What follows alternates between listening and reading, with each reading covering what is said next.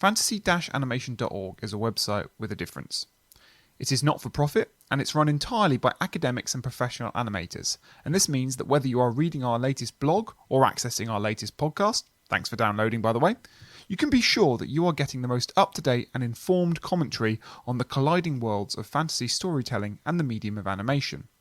Whether you are a budding animator yourself, a student of fantasy or animation, or just someone who wants to learn more about the history and theory behind these overlapping media, mediums and genres, why not find out more at fantasy-animation.org or subscribe to our various social media threads on Twitter, Facebook, Instagram, at Reddit, at fananimresearch, FANANIM research. While you're at it, subscribe to the podcast, give us a star rating, and better yet, a quick written review as well. It all helps to make the visibility of our project even stronger and attract more like-minded people like yourself to our growing network of fans. For now, do enjoy the show. Hi everyone, Alex here. Just a quick bit of context before the start of this episode. This was recorded live at the BFI Library, a special episode as part of their anime season, and we talk about the film Your Name, obviously, coming up on the podcast.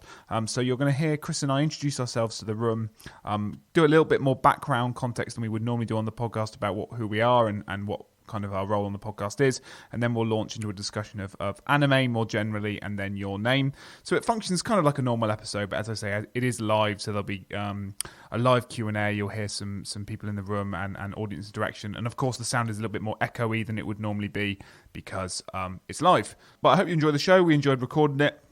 And thanks to the BFI for hosting us. It was a real pleasure to be there.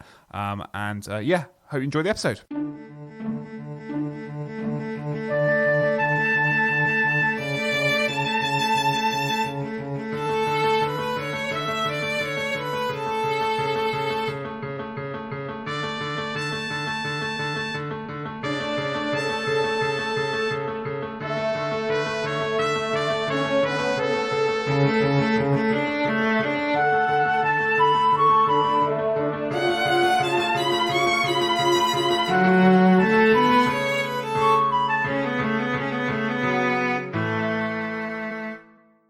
Welcome everyone, thank you very much for coming. We are recording live, so can you everyone give us a big cheer so that the people at home can realise you're here. So thank you very much for coming to the Fantasy Animation Podcast.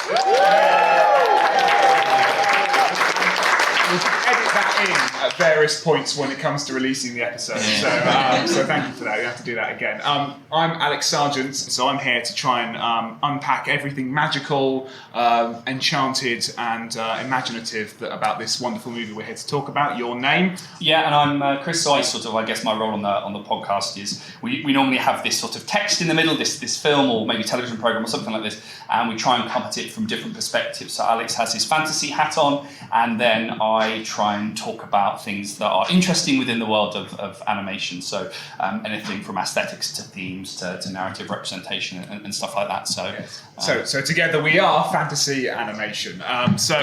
We're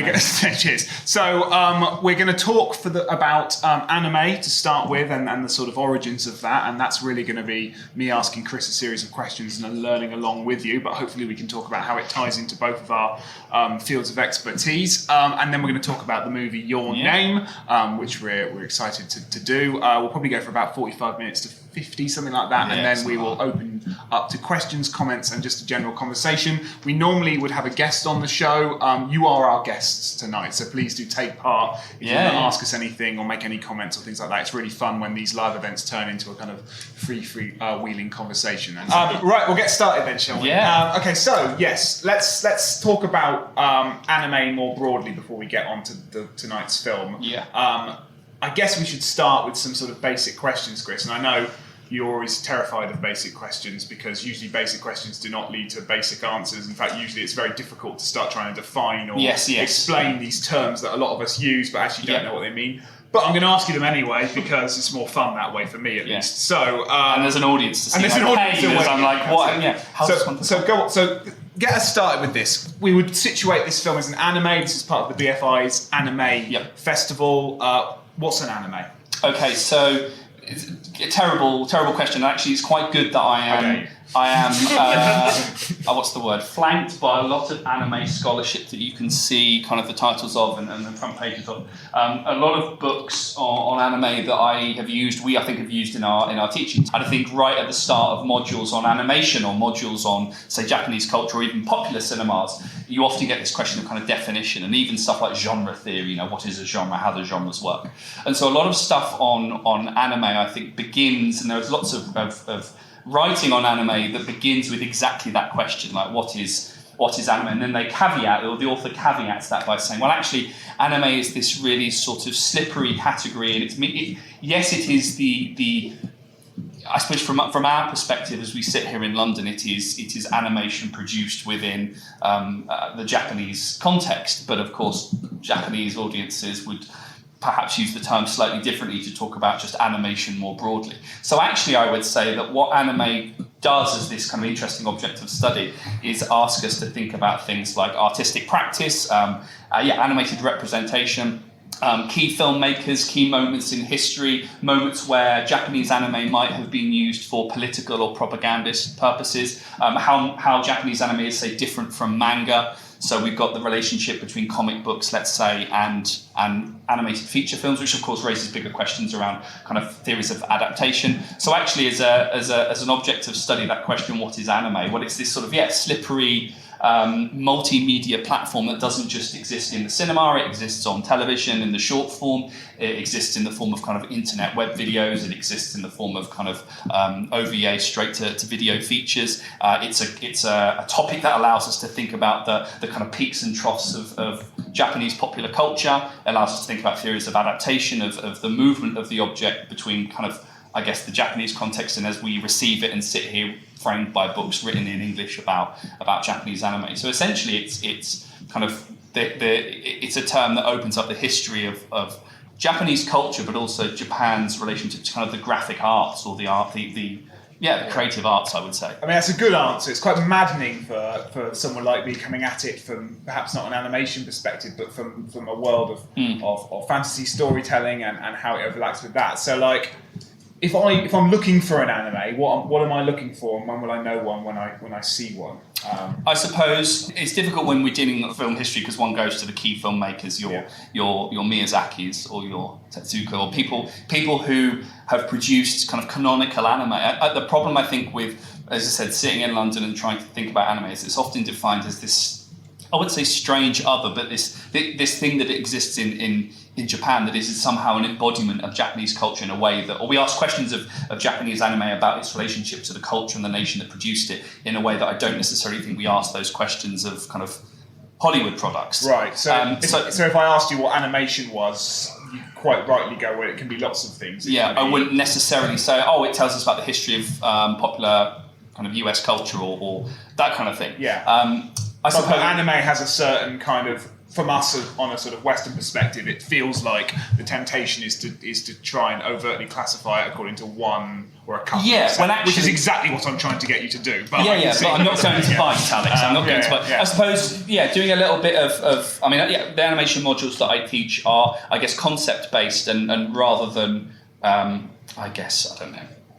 themed in the same way. And a lot of people would do the week that they do on Japanese anime, they go to kind of Studio Ghibli, they do Miyazaki, they do Spirited Away, and we'd have that seminar and talk about kind of politics, and we talk about anthropomorphism, and we talk about character design and things like this. When actually the history of Japanese anime is ostensibly the history of animation. These aren't parallel.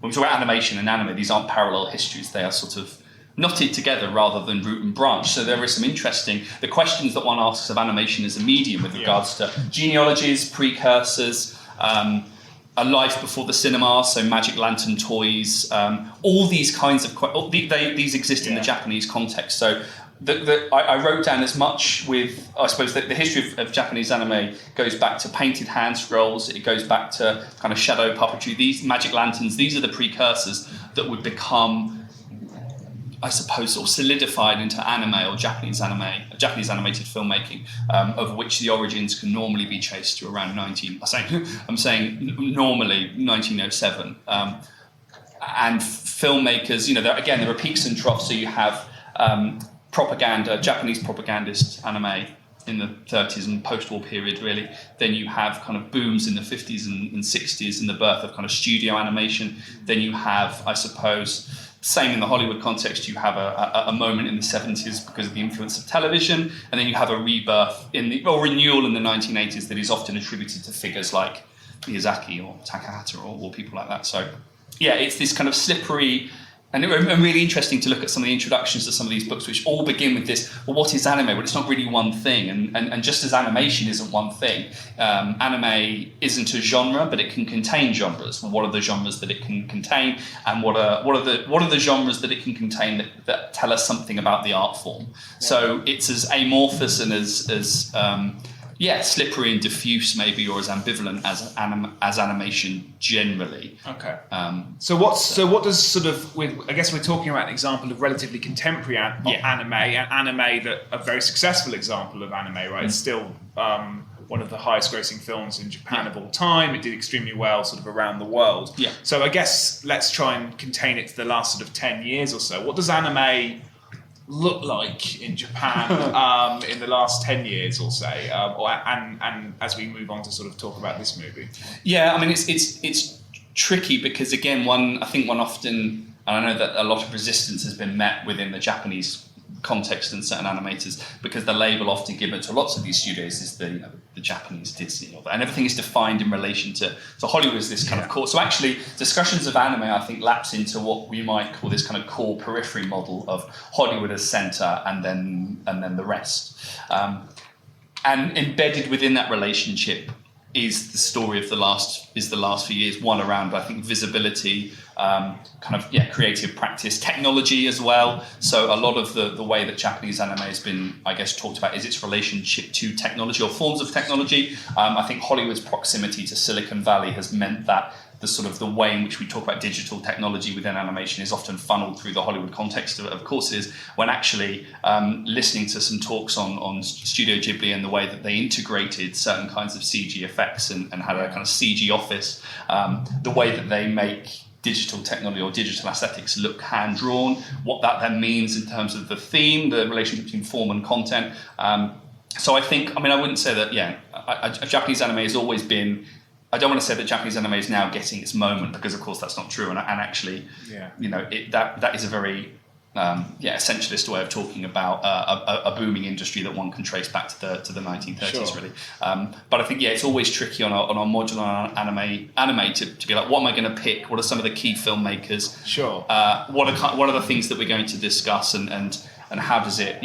How can anime, or what are some of the questions we can ask of anime in relation to what anime might have to say about tradition versus modernity? That's really interesting, because fantasy literature outside the Western context has always struggled with this issue of modernity, because, for exactly what you're saying, what does being deliberately anti-modern mean in a country that has a much more ambivalent relationship to that notion of modernity? And we see this in Latin American fantasy, where we have like the tradition of magical realism, but we also see this in Japan, because Japan is both, I think it's Susan Napier, a scholar of fantasy literature, puts it that, like, think about something like Blade Runner as an image of Japanese modernity, in the sense that at the one time there's perhaps in the Western imagination nothing more modern than Tokyo, than the kind of ultra technical robots, the things that we kind of throw onto Japan as this kind of things that make the news, things that make the news over here, I should say.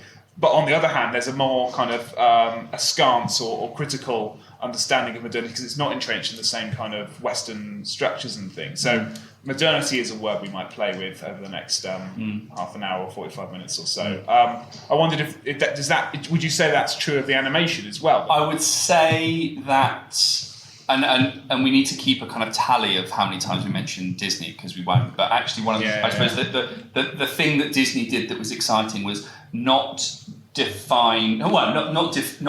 animation, let's say. Of course, Disney did not invent animation. But what he did was he defined it as a kind of viable economic industry. And that is really, and actually that is, Disney remains a corporation, of which animation is one very lucrative, but one arm nonetheless. So lots of histories of animation kind of tell us about this formative kind of chaotic period of trial and error, which I think also maps nicely onto the Japanese context. People looking at technology, looking at Victorian toys and figuring out how this illusion of life might then make these kinds of cartoons. So again, animation history courses, the first couple of weeks are individual pioneers trying to figure out the technology, playing with the art, playing with the craft, playing with camera in a way that created the illusion of movement. And then Disney comes along and then institutionalizes animation and makes it this kind of economic industry with hierarchies and chains of production and workforce and labor, and also very gendered ideas of labor as well, which persist today. Female animators connected to kind of desktop, tabletop production, Lottie Reiniger, Sam Moore, people that are working in craft-based traditions. And then you've got the kind of great pioneers within the American context that position Disney next to Ford, Gershwin, whoever. So Disney, of course, didn't invent animation, but defined what it looked like. And again, you kind of have, to some extent, parallel histories, because in the Japanese context, you have studios where, from the 50s in particular, you have moved towards that kind of studio model and that sort of infrastructure, really. And so in that sense, I would say that they were kind of similar. I think the reason that Miyazaki and Ghibli are kind of so popular is because they have kind of, they replicate a model that is almost familiar and safe and secure for a Western audience. I can understand this kind of studio, and the fact that the studio is known and Miyazaki is known, it's very similar to the way that we understand these kind of big corporations within the Hollywood context. The Hollywood studio, and then maybe the directors or the chief executive, but actually the animators perhaps a little bit more unknown. So I think one of the reasons that Miyazaki, as you'll see from some of the pictures, often his work is put on the front of a lot of this academic work, and has been rightly written about, I know, by people in this room as well, is that he is, I guess, an accessible way into thinking about Japanese animation because he's often seen as replicating the kind of Hollywood model with which we are familiar, I would say. So kind of modern in that sense. And his stories are often indebted to sort of Western fantasy literature. So he draws a lot from things like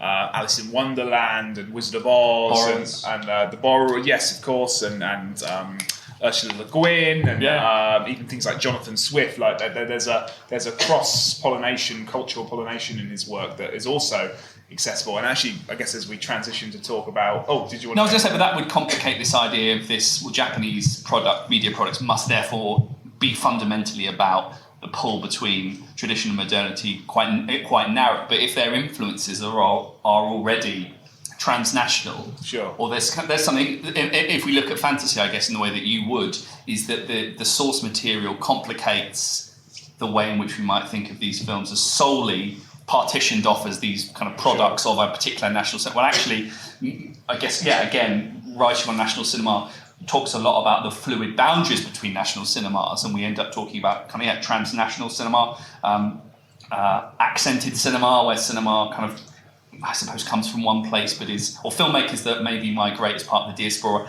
talk in one language, but with an accent of their heritage. So that kind of, the analogy of the accent becomes really important. But just as in what you were saying, that the transnational quality to anime, maybe that's also one of the things. It is both Japanese and also not Japanese at the same time. Yeah, well, okay, absolutely. Interesting, I guess, speaking of things being one thing and another thing, and fluidity and moving between identities, you see there's a segue coming up. Yeah. We should move on to today's film, which is, a film that in many ways plays with many of the ideas we've already set up, in the sense that Your Name is a film that on one level seems to be, so entrenched in the kind of folkloric story. I mean, it's a body switch sort of romantic, it's comedic in places, it's tragic at moments, but that kind of, the body switch narrative is a well-worn trope within a lot of different fantasy stories. Yeah. The nebulous of the body switch is often traced back to Mark Twain's The Prince and the Pauper, but there are lots of different examples of body switching and identity switching in folklore across various different continents. But this idea of, you often talk in the kind of Wizard of Oz, everything can be related back to the Wizard of Oz. And one of the things is that you talk about characters that exist twice, or Sure. act as the performer's one, and so I just wondered why is fantasy conducive to that kind of switching between, because I've got my thoughts in relation to world building and animation, but I just wondered why the body swap narrative is particularly, it's not germane to anime, and I don't think it's germane to animation more broadly, but it's obviously potentially a trope of fantasy storytelling. So sure. Well, a much more eloquent and much more famous fantasy theorist than I, a guy called Sven-Stan Todorov, once said that fantasy stories are essentially about one of two things. They're either about the self, or they're about the other. So they're either fantasies directed about your own identity, or they're fantasies directed about how other people, the sense of being of alterity and exteriority, and ultimately that relates back to your own identity anyway. So really, fantasy stories are only about one thing, and that's yourself. And we see that all the time. What fantasy stories are very good at, even if they're not necessarily in the kind of pleasant fairy tale folkloric manner, but in the kind of more horrific, disturbing, psychological kind of thriller mode, is they're very good at dramatizing the kind of boundary, the gap that exists between our mental boundaries and our physical boundaries. So we are constantly stuck within our own bodies, but as thinkers, we can be elsewhere, and that goes from Franz Kafka and the Metamorphosis to Prince and the Pauper to a film like Your Name. But fantasy's very good at living on the borders between two what seem to be completely opposing states, and dramatizing that through the imagination and through our own psychology we can actually exist. And I can if you want, we can play like a drinking game where I can mention all the types of liminality that I think are in this movie, because I think this movie is very good at dramatizing sort of, where you think two completely contradictory states of being exist, actually the fantasy finds a way of bridging the two. Well, this is I suppose a key element of animation I was thinking about. Narratives of, you mentioned Metamorphosis, but lots of writers would say that one of the first few pages of books on animation are often, well, what is animation and how can we define it? And we get that lot. And one of the things that we lean on is often medium specificity. So some of the things that animation can do that other media forms cannot do. And actually, transformation and metamorphosis are often considered one of the kind of keynote values. And embedded within that, I would say, is you talked about this liminality and being, I guess, two states that are reciprocal or kind of co-present. This feeds into, I guess, more recent thinking about animation's relationship to queerness. And there are two ways to think about animation's relationship to queerness. One is the question of representation and case studies, case studies of programs, let's say, where creative personnel, practitioners would identify as queer. Equally, within the products themselves, representation, the pushback on that is that visibility is only one part of it. The other part of this is this idea of animation itself being a queer medium, because it allows that kind of double occupancy, or can queer the body, or it can destabilize identity and fracture and transgress as part of its medium specificity. So again, I think some of the things that Your Name was doing, and sets it up narratively, I think, discussions of Twilight as this space that blurs night and day. So already liminality is being folded into the stuff of narrative. But the extra level to this, I would say, is the animation. The ability of animation is this kind of queer, transgressive medium at its, I was going to say ontology then, at its level of beingness. Sure. The fact that animation can create bodies that are unstable, or it can destabilize the body, is part of animation's uncanny effect, but it's also one of the ways that the medium has more broadly been seen as having this kind of queering potential, let's say, especially when it comes to bodies. And while these films don't have that kind of metamorphosis, Your Name does play with selfhood and subjectivity in the other and stuff like that through fantasy. Well, if we start with the sort of going through the movie sort of in the opening 20 minutes does this incredible kind of meandering act in terms of where we are aligned as the spectator and who we are asked to kind of see the drama through. Because it's sort of, I'll probably get this the wrong way around, but I tried to write this down as I was watching it. But we sort of start off with a glimpse of Taki inside. Now I can't pronounce any names on this podcast, and I've never been good at it. Mitsuha, thank you, Chris. Taki and Mitsuha, and we get this glimpse of Taki inside Mitsuha's body, because it has this glimpse of the story, and there's the classic thing where he does what any teenage boy would do, or any heterosexual teenage boy would do when placed in a teenage girl's body and starts feeling his own body or her own body, and we get that kind of glimpse of otherness in her. Yeah. Then we suddenly see about 10-15 minutes of the drama from her perspective, and we go, we miss the day where she's learning. We learn about the story as we go through it. If this was a fantasy story, we'd call it a portal quest, because what's happening is... Alex, what is a portal quest? Because what's happening is as we're learning about the magical event taking place, we're learning at it through the perspective of a character already learning about it. So a classic portal quest would be Dorothy, the Wizard of Oz, second mention of the podcast. We'll whack 'em up by the end. Dorothy learns about Oz as we learn about Oz. So we are learning about this magical body switching through the perspective of this girl who is learning it at the same time. And then just as we settle into that mode of spectral allegiance, we suddenly flip to Taki, and this happens throughout the movie, sort of at various points. So it's an interesting question as to who the main character is of the movie, and who we are asked to see the world through. And the way the film uses that helps to get at this idea of liminality and this kind of fluidity of identity. I would say that I realise also as part of this podcast we should continually swap seats, but we're not going to do that. Could do, I think the films... So one of the things that struck me about the opening then, in relation to what you just said, is the pacing. And I think a lot of writing on Miyazaki talks about these kind of Ozu-influenced pillow shots, kind of reflective moments of kind of contemplation of landscapes and the world going by. I didn't get a sense of that in this film, because the pacing was designed, I think, through the editing to keep us moving between two different characters, and with that two different spaces. So embedded within these two characters, I was trying to write down some sort of binaries. So you've got the local and the rural versus where there's no bookstore, versus kind of this big space of kind of Tokyo, and how Tokyo is presented as this aspiration.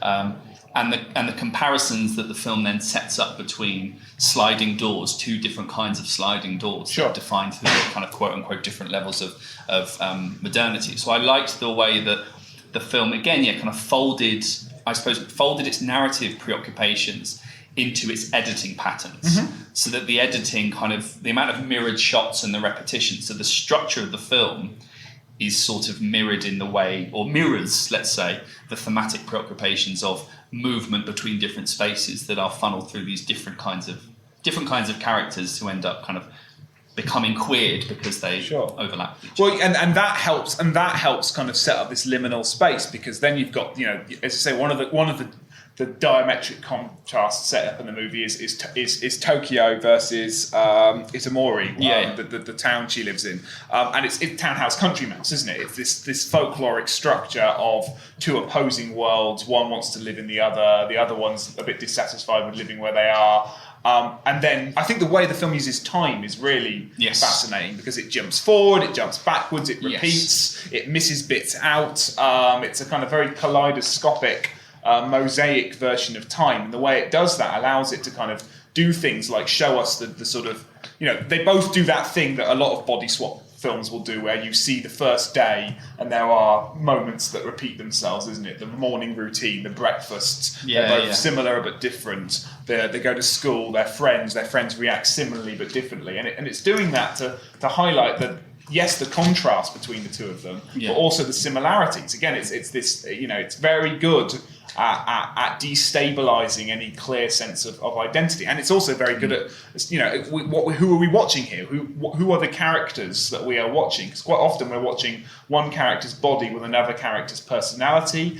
We have characters that react very similarly to that. So we have Taki's nominal love interest, whose name escapes me off the top of my head, who is, it does that thing of, again, another trope of the body swap comedy, of falling for the guy when he is actually the girl in another's body, which has a sort of queer subversion going on anyway. And then kind of learning about that and going through it and actually finding kind of both of them equally fascinating. And in her friendship with Taki, she's actually having a friendship with both characters at the same time. And that becomes kind of submerged into his or her understanding of his identity. Yeah. So that's another liminal space that the film kind of tackles and breaks apart. Yeah. So two things that have just jumped into my brain, so I'll just try and keep them there. The first is the kind of question of Orientalism, the self-orientalizing. I was thinking about not exportability, but the transnational flow of these kinds of movies, and the way in which I think there is a degree of, I don't want to say fetishism, but a sort of a way in which we view Japan, or certainly I would say the way in which Japan is presented. This goes back to histories of kind of world cinema, and the way in which there's a kind of savviness to certain kinds of national cinemas, because they think one of the ways to make this product extend across national and to make money in Hollywood is to kind of almost self-orientalize. And I wonder whether there's, I wouldn't necessarily say that's in play here, but something around the repetitious acts in the film that link to kind of customs, which I think would be interesting to know to what extent that plays out through a kind of self-orientalizing rhetoric of kind of otherness. The second one is about rhythm and the way that characters in the film are kind of caught amid competing. Now, I'm very excited about this bit because before we recorded this podcast, Chris said to me, at some point I really want to talk about rhythm, and I had no idea what he was talking about. Who can answer anything more? I didn't know if this was a question that he wanted to cover in the bar afterwards or whether, but okay, Chris, talk to me. What on earth do you want to talk about rhythm with this movie? Well. So, animation is by virtue of its illusion of life and movement is often be considered, I think, from a practitioner perspective, through timing, movement, poise, pose, and rhythm. So rhythm is obviously fundamental to the way that animators would conduct their work. I think that's standard. However, there has been writing on rhythm by a number of kind of sociologists, cultural theorists, that talk about the way that we are in the world is often as the meeting point or the convergence of different kinds of rhythms. So there's a book which I just said, which is called The Production of Space, which is about how our lives are kind of graphed through different kinds of rhythms. And these rhythms take on two forms. One is the kind of cyclical and one is the linear. So cyclical would be seasons, menstruation, kind of time zones, let's say, kind of big cosmic understandings of rhythm. And the linear are things like calendars, clocking into work, clocking out of work, emails, reminders, timetables, train time. Oh, well, this is where arrhythmia comes from, that you become out of sync and out of step. There are brilliant movies that play with this. So I would say A Scanner Darkly, the Richard Linklater film, which has drugs at the core of its narrative, but it's about characters that are arrhythmic, and that is manifest in a kind of slippery style of the film for people that have seen A Scanner Darkly, that's achieved through this sort of Photoshop, make the film and then paint all over it, so it's kind of quasi-animated, let's say. But you end up with this animated texture that sort of slips over the live-action footage. So I think the film's great for talking about rhythm. This film, I think, is also really interesting to talk about rhythm because its characters, how many shots do you see of trains departing and leaving and times, and crucially calendars and phones and text messages and scrolling. And I was trying to note down all the kinds of schedules and alarms. And lots of scenes have alarms and characters wake. And so the film is kind of playing with different kinds of rhythms and competing kinds of rhythms. Yeah. But I liked the way that the animated characters were positioned in the film at the mercy of different kinds of, and perhaps the biggest rhythm is the comet. Sure. So you have some really interesting plays with rhythm at the level of the sort of cyclical or the cosmic, so the rhythm of the comet or of the seasons that change, which they do. We have snow, we have rain, we have sunshine. In addition to the rhythms of everyday life. And the idea is that we are constantly rhythmed bodies in the way that you have to sit in these rows and you go out that door but not that door. And COVID restrictions mean there are arrows on the floor that you... So this is the kind of monstrous manifestation of rhythm, the way that you rhythm. There's a reason why protests happen in front of government buildings, not in the middle of a field, because space is rhythmed. And so there's lots of writing from a kind of social perspective. So the film kind of plays with that, and I liked the way that the characters, you have this sort of macro rhythm because you have the comet that is the threat and the jeopardy, and this is what narratives need. You need drama and jeopardy and like the threat of a deadline, of course you do. But actually, you have these micro rhythms where characters are scrolling and they're living their life through the phone and the calendar and the alarm. And actually, what then the film plays with is these characters that have this arrhythmia because they have to move between rhythms of ultimately across time, not just of space. That's what I wanted to say about rhythm. But there's now you say that, there's also a rhythm to the fantasy of the film in that we get these moments where we settle in. And again, fantasy is very good at this. Fantasy it's a very odd little demon fantasy because it's supposedly you can do anything, anytime, anyway. And animes, or popular animes that travel outside of Japan and sort of have been consumed by the West, often very good at letting fantasy kind of be really free flowing and not worrying too much about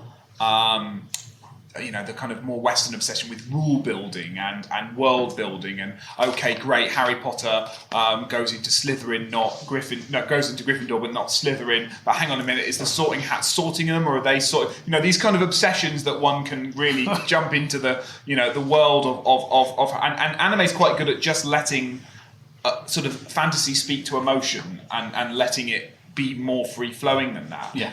And yet, this film is very good at unsettling rhythm of fantasy because we get these. Okay, right, they're switching bodies. Then we get settled in sort of for the first third of the movie where they switch bodies at a semi-regular basis. We don't quite know exactly. I don't think it's ever completely set out how often they're switching bodies. It's not every day. It's the power of the montage. Yeah, but the montage is nothing but rhythm, right? It's, that's what it is. So the montage sets up this rhythm of, okay, they're now regularly switching, they're texting, all this kind of stuff. And then when they stop doing that, the rhythm is altered. And then you think, okay, they're never going to do that again. And then they start again. There is no rhythm to the fantasy. And almost things get more magical and more strange and more peculiar and more dreamlike, the more that rhythm is broken and deliberately kind of played with or altered or made more jazz-like. Is that fair? Let's say it. We'll cut that out. Yeah. Jazz-like. No, I was thinking about... Let's say it and run with it. Yeah, I was thinking... You're on your own. I was thinking about, I suppose, another way that... Like, visually, this is... I would say it's an attractive film. And of course, because of its kind of colour palette and lushness of scenery, and sometimes I did think I was looking at photographs. Sure. But the plays with the illusion. I think part of that rhythm or part of the pleasure of the film comes from the fact that there is an illusion that's being mediated through a camera. So my first note, but not your first note, is lens flare. So lens flare comes up a lot in the film, and you have this kind of spiking light, create this illusion that the film is being kind of filmed through a camera that isn't there, and light is refracting off glass that doesn't exist. But also there are instances, or there was a moment that I noted that had kind of sped up footage. So kind of the illusion of fast-paced, almost like CCTV cameras being put on fast forward. And I thought that was a really good, kind of sped up footage. It simulated the camera that, all I put is simulated sped up camera. But I think there's a sort of, the film plays a lot with different temporalities and different, I guess, time-based, I'm not going to say time image, but time-based images where you have footage that is sped up, you have kind of slow motion moments, particularly I want to talk about them. And you have repeating shots of the film. The film has rhythm because of the editing, but the film is kind of, again, I think reflexive about, I just got an acute sense of a body being targeted through different rhythms in the film, I think. I'm glad you brought up the moment of the kind of where it almost settles into sort of almost still drawings of the characters. Yes. And it's almost used to evoke memory in the film. And I guess that's the really kind of radical rhythm the film is even breaking with, because at that point, it's almost like the film is daring to remind us of what, the essential rhythm of all kind of cinema and all animation, but also all live action. All things. And all things. No, certainly all projected images. Yeah. The 24 frames a second, the rhythm of 24 frames a second. I think it's Laura Mulvey, the film theorist, talks about the equivalent, the most horrific death that one can evoke in cinema is the death of the still image, because the life of cinema is in that 24 frames a second projection, is in that rhythm. So there's a moment in the film that almost is daring us to see the images, the stillness, the death, or the lack of life even in these characters that we so want to believe in and so want to go with. And that's part of the bittersweet power of this movie. I think there's a line towards the beginning that's it's a dream with a sense of loss. And there's something about like the hopefulness, the beauty, the romanticism, the utopian nature of a story where characters can meet across space and time and touch hands, and yet it's all doomed and it's all never was and never could be. So yeah. So I have an impossible question, because you always ask me impossible questions. Normally, this is a format point. I normally get to ask the impossible question. I thought it was what is anime, but all right. No. Well, I was thinking about ghosts and like the image of the spectre. Let's say and I wondered what the relationship is between fantasy storytelling and ghosts, because I think obviously the ghost is particularly important in this film, but actually I think the way that the ghost is read allegorically in a lot of popular movies is about, yes, it's about haunting, but it's about kind of catharsis and working through trauma and you know. It's also about things staying. So I was going to ask about what is the relationship to fantasy? Would you call this a ghost? So this is one of the questions that maybe we can go, because I think it's, if the characters are not if they're not ghosts, they have at least a spectral quality, because they kind of haunt different spaces, and particularly at the end, which when we were talking about this morning, you said I got it all until like 15-20 minutes towards the end. I was saying there's usually a bit in an anime that I watch where, and it's definitely having raised on a diet of the sort of Disney and things like that. So it's definitely me, not the genre's product. Yeah. But there's always a bit in an anime where I kind of recite the plot back to myself, and then I go a bit cross-eyed, and I'm like, what? Hang on, I understand what's happening, but I don't understand what's happening. It's that dream logic that, as I say, when anime is really good, it really manages to kind of take over that need to rationalize and just go, look, it matters because it feels, and feeling things matter. So, and I love that the film. I felt that moment happened for me in the movie when the two lovers, the two romantic leads, became together meet properly at the lake, and because it's a moment that just completely fissures any sense of what's happening, what all these time loops and time jumps and time. It's gone from being a Sudoku puzzle to stop looking. I was going to say, I'm waiting for you. Yeah, I don't know what the end of that is, but like any attempt to solve or crack the puzzle, at that moment the film asks you just to abandon it in kind of reckless. But presumably in fantasy, those kinds of things don't necessarily matter, as you say. Well, they matter in Western fantasy. Right. Western fantasy is obsessed with explaining, characterizing, making logic, making sense within the context of the fantasy story. Outside of that tradition, less so, and it's usually, or writers will say, it's usually because writers are more interested in kind of breaking apart that kind of, because logic and the sense of an overarching total structure and everything having to fit within one another and making sense, has a certain power structure dynamic to it. So writers who are trying to right outside that medium often don't feel that need to rationalise, and I do love it when it does that. But it's the moment in the movie where they meet properly at the lake, and that's the moment where all these kind of twisting narrative and logics just abandons it in favour of something kind of more emotional. There's another liminality point: rationality versus dreamlike logic, or emotional logic versus rational logic. I mean, I did think this kind of spectral quality to the film. So writing. I didn't say anything about ghosts then, by the way. I know. Duly noted. Spectral time. So Bisquire Lim has written about spectral time, and I wrote. There's a good quote. Ghosts call our calendars into question. They often function as historical allegories. They're obviously about haunting, about the limits of time and temporality, but they trouble these boundaries of past and present. But I like this idea that by calling our calendars into question, there's this philosophical angle to ghosts, because it tells us that time is not linear or homogeneous. And actually, I felt that worked quite nicely with this issue of rhythm in the film, because the whole film has this sort of spectral quality, because it has shots where characters are kind of meeting but not meeting, especially around the lake, as you said at the end. They sort of meet, I think, they meet in different ways, but not like that. And then obviously they then meet again twice, once on a train, going in different directions, or the wind is facing each other, and then at the very, very end of the film on the staircase. Yeah. So I don't really. I suppose it doesn't really matter per se if the figures are supposed to be ghosts, especially given the tragedy of 3 years before, and this means that Taki is moving between time periods, and I think for him she functions as a ghost, or at least a kind of spectral, which is then further destabilised at the end, where you're like, actually they do exist in the same space. Yeah. So, but I still think there's a kind of haunted quality to the film that comes from its plays with rhythm and time and temporality and maybe that kind of confusion, really, between stuff. I want to open it up to questions in a second. Do you have any final scribbled notes of wisdom that you want to share? I suppose we've talked about this on the podcast previously, kind of complex storytelling strategies, which are very much a sort of not a post-Inception thing, a post, let's say in the Hollywood context, a post-Memento thing, but actually in other national cinemas have a much better and more complicated history. The sort of relationship that the film has to braids and braiding and different kind of knotted time.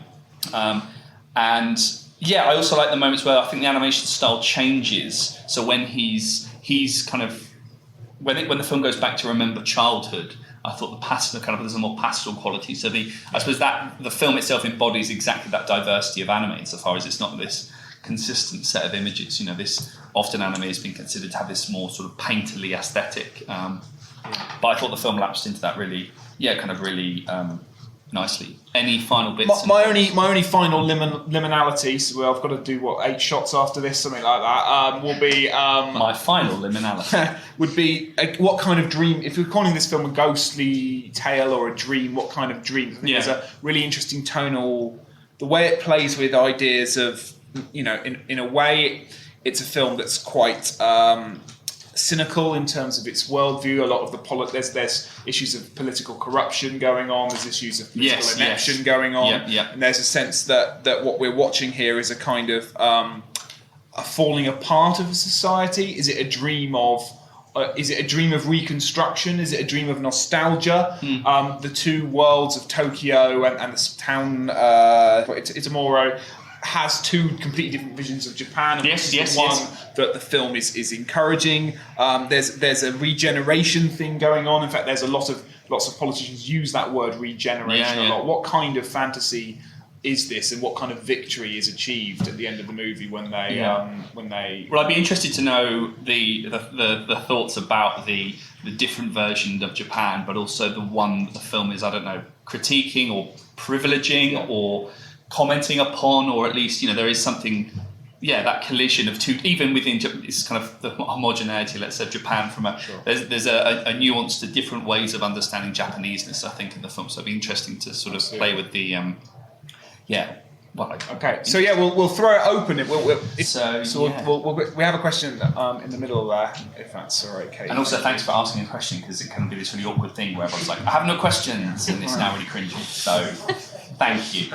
Japanese writers have actually explicitly said they want an American live-action version of this. In fact, they've explicitly said, if Japan's going to do a live-action version, we'll make one, but we want to see one from a Western perspective. As such, there is a film that has been in development hell for quite some time, with a boy from Chicago and a girl from a Native American tribe, which I didn't understand until I realised, they need an explanation for why this is all happening in a replacement to Shinto. Oh, right, okay. But my question is, do you think that can be sold and work to a Western audience? And more importantly, can it be sold outside of marketing to the traditional anime fan base? Because when you look at all the products that have come before, there is a thing in Hollywood right now where they think all the IPs are invented, and so they're just rebooting and remarketing everything. A story like this, I think, personally, I do think this can work to outside of that. But do you think Hollywood can get out of the phase of let's just market to those who already know it? Sure. I mean, demonstrably it can work, because we're all here chatting about it in the UK, and it's been a colossal success around the world. So that's classic thorny thing about remakes, is you're constantly balancing between not wanting to be so cynical, because there's so many great remakes throughout film history across all different cultures, and where would we be without some remakes that have moved different national contexts? So I'm hopeful. I think we've spoken a little bit on the podcast about all the kind of folkloric structures and things that are embedded within the tale that you could retranslate to a different culture and a different culture specifically and make something really interesting. It is always a bit disheartening when it comes 4 or 5 years out of something that was so great and you're already kind of half in love with. I don't really need it. But it could be great. I fail to see it being as good as this one, because this has the spark of originality, and that's always something to crave, isn't it? I mean, so thank you. I think the nuts, and maybe I was gesturing towards this with regards to this kind of contemporary puzzle film trend, let's say, within Hollywood. I think there's an appetite within a Hollywood context to think about complex and complicated storytelling. So I think that is an element that would both appeal and I think translate, because I think embedded within those kinds of, intellectual property extravaganza films that one gets all the time, from Free Guy to the Breaks the Internet to what are they called? Marvel, yeah. Those lads. Yeah, those jokers. I think that the kind of the nuts and bolts of complex and complicated storytelling, I think, are something that would translate. And I think because I think of certain kinds of fan communities that engage with complex storytelling and questions of the canon are as big, and certainly in this case, as they've ever been. How Marvel is playing with that, with its what if stories and playing with hypothetical narrative. So I think that kind of complexity of storytelling, and we talked about this when we did our episode on WandaVision. I think that makes it to suggest that there would be an appetite at the basic level of storytelling. I guess there'll be this desire to over-explain, though. I can't help feel, particularly when the film gets into its sort of final act. Again, that's a Western fantasy thing. Everything has to have a logic or a reason behind it, and it's not always great. I also think that I live in a world where they use some digital de-aging or something to play with temporality, because that's obviously another big.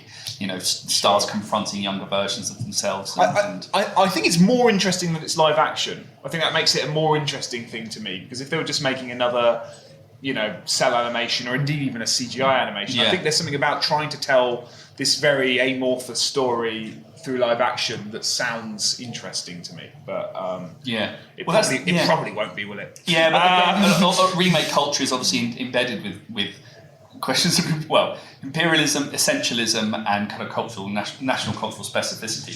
So what happens? Do you dilute cultural national specificity to make a product palatable to a Western audience, or do you kind of go the other way and think in these self-orientalizing terms? Actually, no, we need to, in order to tell this story, we need to lean on certain kinds of elements that are intrinsically Japanese, but this thing about replacing Shinto with Native American, that concerns me in terms of trying to explain the supernatural elements. Well, that's just what I have in my head. That's what I think. To kind of use. I like the theory. Yeah. So terrible sets of answers to that question, but I think I think it would be successful, and I think the way that Hollywood's going with regards to its storytelling, but also how it likes to play with time and stardom in relation to obsolescence, and how old is too old? Well, you can just make them younger, only if you're a man though. If you're a woman, if you're not Helen Mirren, Judi Dench, or Meryl Streep, that's it. So I think the way that Hollywood plays with aging and stuff like that, I think there'd be an appetite, given where I think Hollywood is as an industry, maybe. Thank you. Today. Yeah. I think we had a question at the back. Yeah. What do you think your name has to say about romance, relationship, and intimacy, given its fantasy and given its body swatching? That's a good question. Romance. What were the three keywords there, sir? Romance, intimacy, and relationships. Yeah, but you said given that it's a fantasy, so I'm wondering whether. Yeah. Wow. Okay. Well, I mean, the one that's striking me is intimacy. Yeah.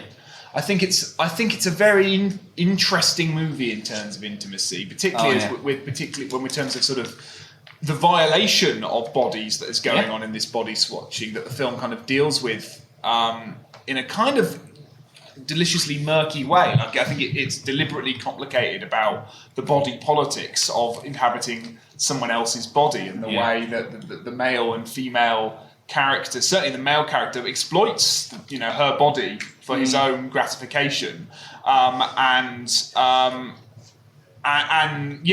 the way it kind of it flags that up, it deals with it. So in many ways, it's emotionally very intimate, right? But it's also physically very it's very violating, and that again, maybe perhaps I've got another shot for myself, another liminal category to think through is the boundary between physical violation and emotional intimacy, and consent versus I don't know what on earth magical consent looks like, but there's this sort of weird.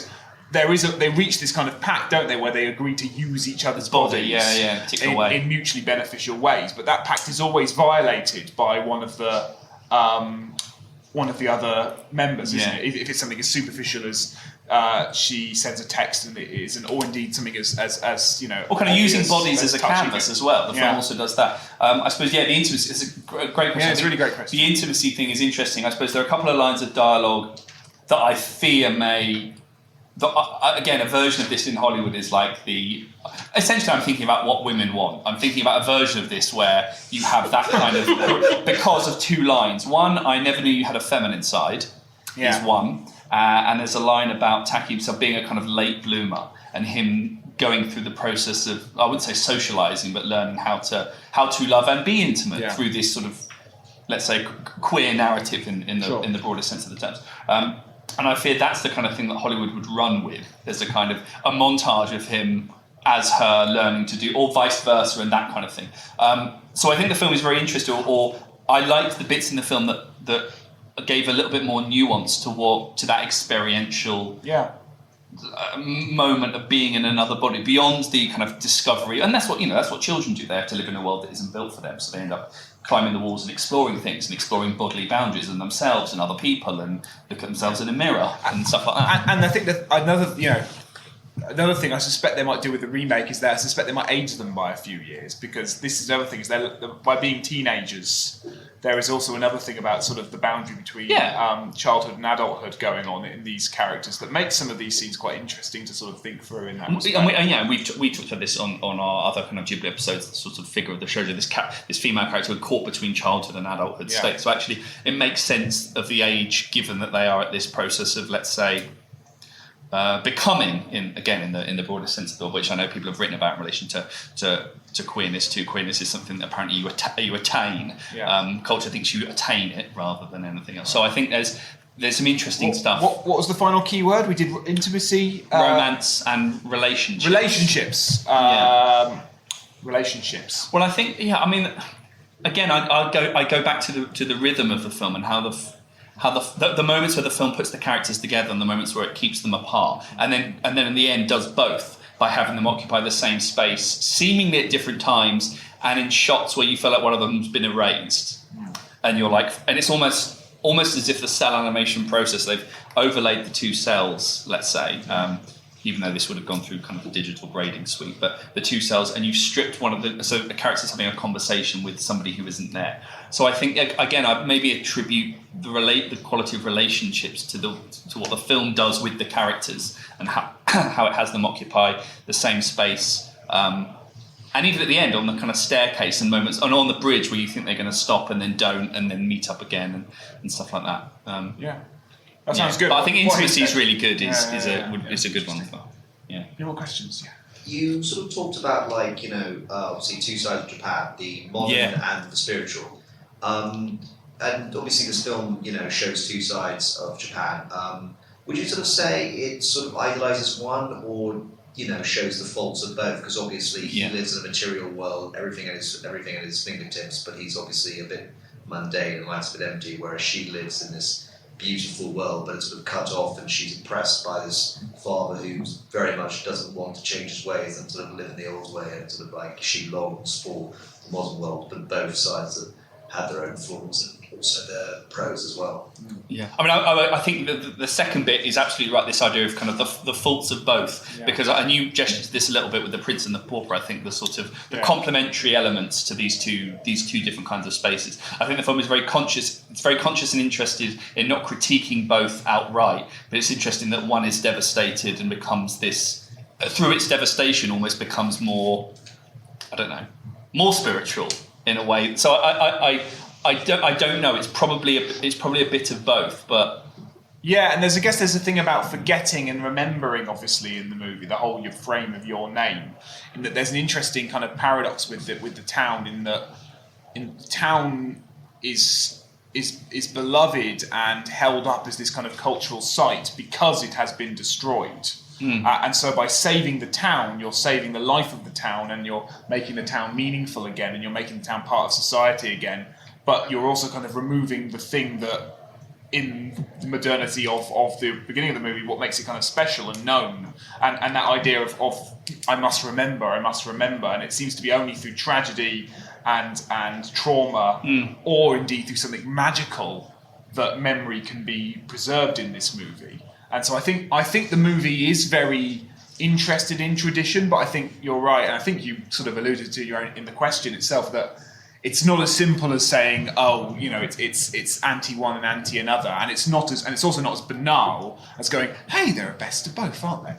It's interesting in kind of accepting the inevitability of modernity and the inevitability of modern spaces, and the importance of being connected and the importance of embracing sort of the good of the modern world. But it is certainly, if it accepts that modernity is inevitable, at least it allows itself to be a bit sad at the idea of sort of tradition and an old way of life fading, or indeed being taken away.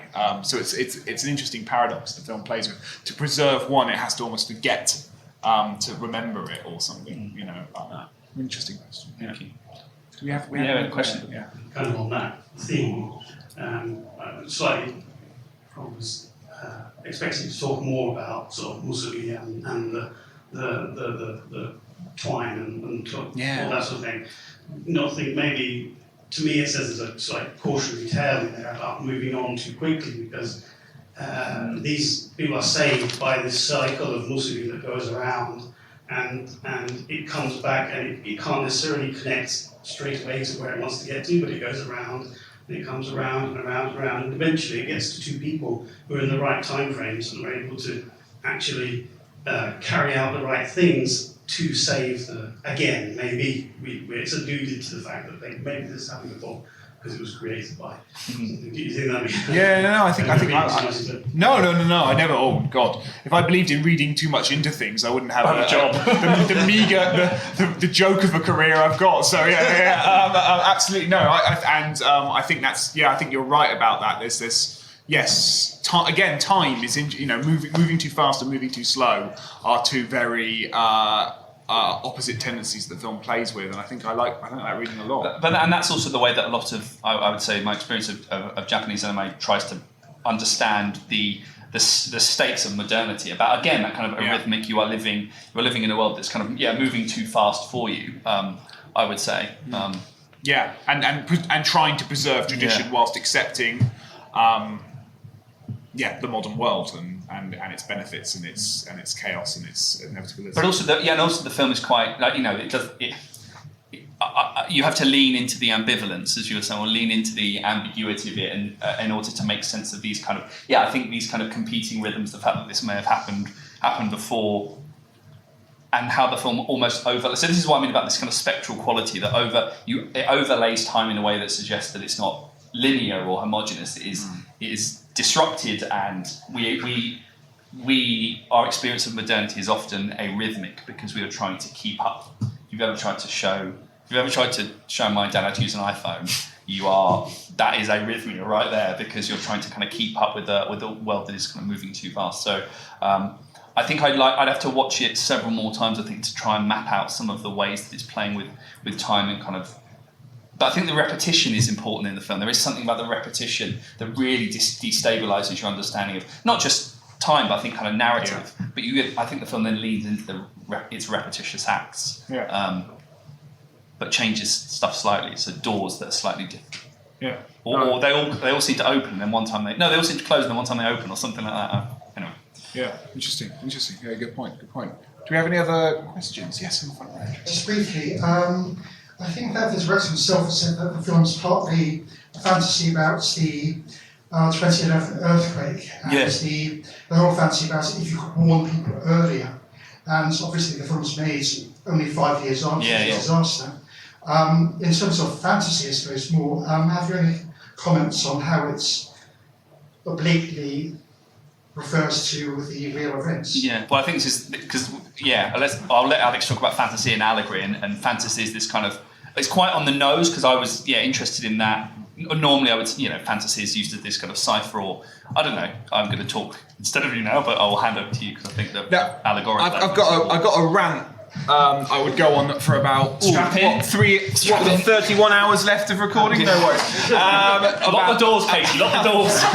About fantasy and allegory. And I'll try and keep the rant as short as possible. Which is that there's a really interesting tension between fantasy and allegory because particularly in the Western context where fantasy is sometimes a dirty word, sometimes a bit of an F word, we have this tendency to make fantasy matter by allegorizing it, right? So there's this implication that when fantasy is good, it is being used as allegory. And the problem that fantasy theorists and fantasy fans can have and should have with that is that if you take something like Animal Farm as a sort of classic allegory or a classic fable, there's not actually much fantasy going on in Animal Farm when you really strip it down, because Animal Farm's such an overt allegory.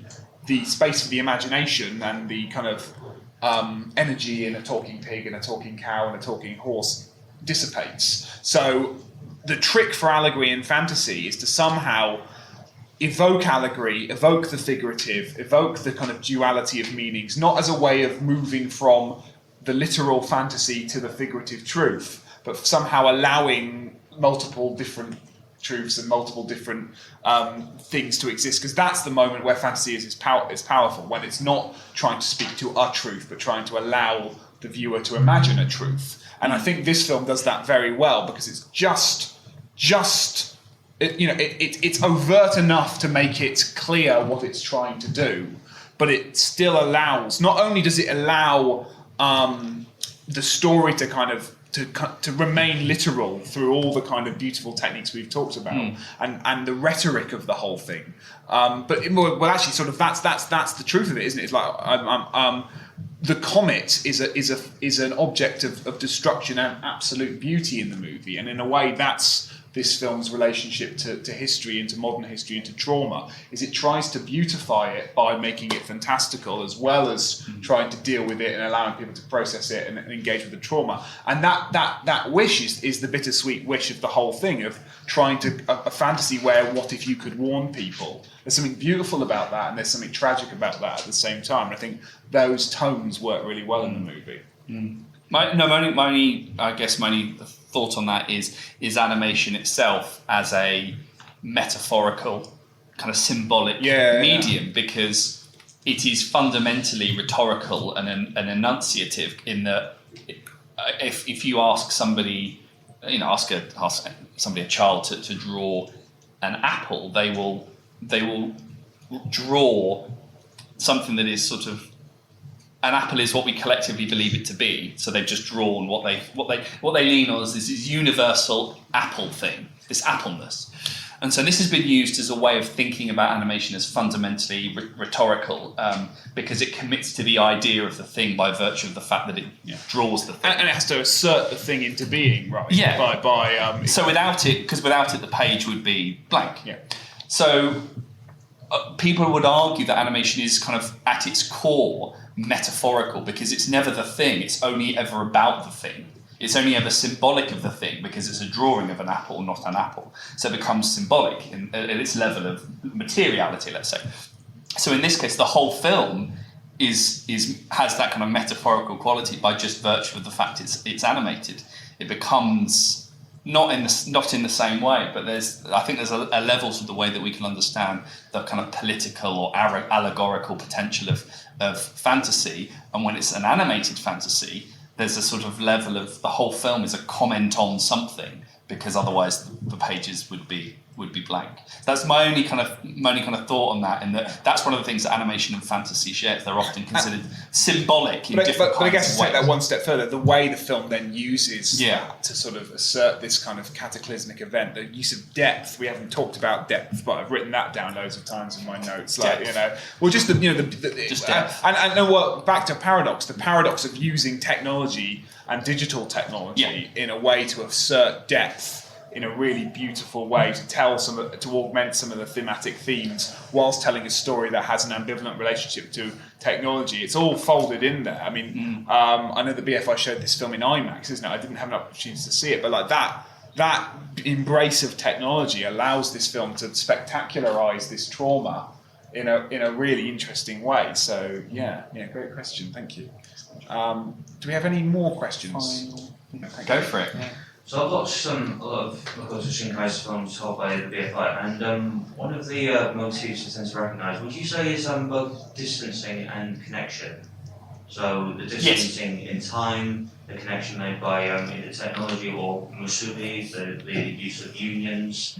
And this isn't just from your name, there's Garden of Words or either Weathering View, and some of the place promised in our early years. The place promised in our early years. Exactly. Yeah. That one kind of distance between space and I think another one distance with illness, yet still having connections via cell phone, because it's obviously a form of connecting with others. Yeah. And that's what Taki and Mitsuha tend to do during the time they body swap. So they write diaries, they leave notes for each other. Yeah. And Mitsuha calls him a wallflower when he's dating Mr. Gudera. And what are your opinions on that particular motif? Distancing and connecting. Yes, no, I think, thank you. One of the ways that anime, has been kind of theorised is same with animation. Animation isn't a genre, but it has these genres. And what are the genres of anime? And they're often kind of three from Napier's book, which is there.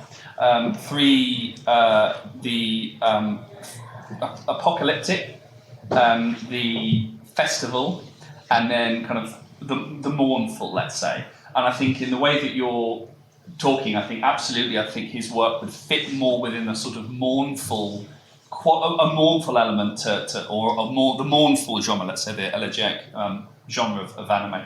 Almost your name, it's about connection, but it's the kind of frustration of not being able, these characters, we use this term a lot, like this kind of oil and water, like trying to mix but never quite mixing. And I feel that way with some of the ways that the film uses the two characters, that they both, very rarely do they occupy the same shot or are allowed to occupy the same shot, and there's always a kind of frustration or a partition, especially at the end where they're on these trains going in kind of opposite directions, so there's always a partition, and that partition is kind of literal in the way that they have to navigate through this modern space, but also I would say kind of symbolic or temporal. So I would say that this film, I guess, almost again folds that kind of quality into, or intensifies those kinds of qualities, because it is about characters that are so close that they occupy each other's bodies, but never close enough. And I think that's what I kind of, I suppose that's how I see the way that the film uses rhythm and time and all the things that we talked about to play with connection in its absence, and shots where there are characters who aren't there but are trying to have these conversations. And maybe, that folds into that question about kind of intimacy. Thank you very much. Yeah, I mean, great questions, and God, we could, it's a film that opens these kind of, lots of different thoughts, and they're really interesting to think about. And it's a film I need to watch loads more times, other than the dozens or so times I've already seen it. So, really, really terrific to talk to you all. Thank you very much for coming. And if you're interested in what we did and want to check out past episodes with Fantasy Animation, we're available on all your favourite podcasting subscription services, and you can find us at fantasy-animation.org and via social media, via Twitter, Instagram, and Facebook. Otherwise, thank you very much. Thanks.